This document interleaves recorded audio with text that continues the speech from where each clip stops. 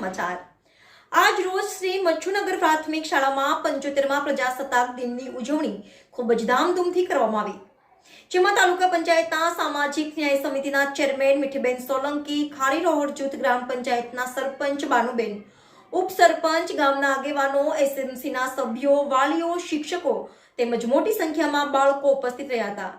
ગામની સૌથી વધુ ભણેલી દીકરી પ્રિયંકાબેન મહેશભાઈ વાઘેલા દ્વારા ધ્વજારોહણ કરવામાં આવ્યું હતું.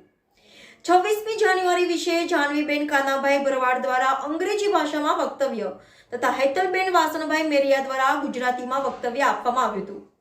ભારતીબેન ખેંગારભાઈ સોલંકી દ્વારા ડોક્ટર બાબા સાહેબ આંબેડકર વિશે વક્તવ્ય આપવામાં આવ્યું હતું. સમગ્ર કાર્યક્રમનું સંચાલન હિતેક્ષીબેન ચોનકરે સુંદર રીતે કર્યું હતું. ધોરણ 6 થી 8ના બાળકો દ્વારા સોશિયલ મીડિયા જેવા કે ફેસબુક, ઇન્સ્ટાગ્રામ, ટિકટોક, વોટ્સએપ પર વગેરેની સમાજ ઉપર થઈ રહેલી વિપરીત અસર આધારિત સુંદર નાટક રજૂ કરવામાં આવ્યું હતું. વર્ષ દરમિયાન જન્મેલી ગામની દીકરીઓને માતા પિતા સાથે આમંત્રિત કરી સ્મૃતિપત્ર આપવામાં આવ્યા હતા.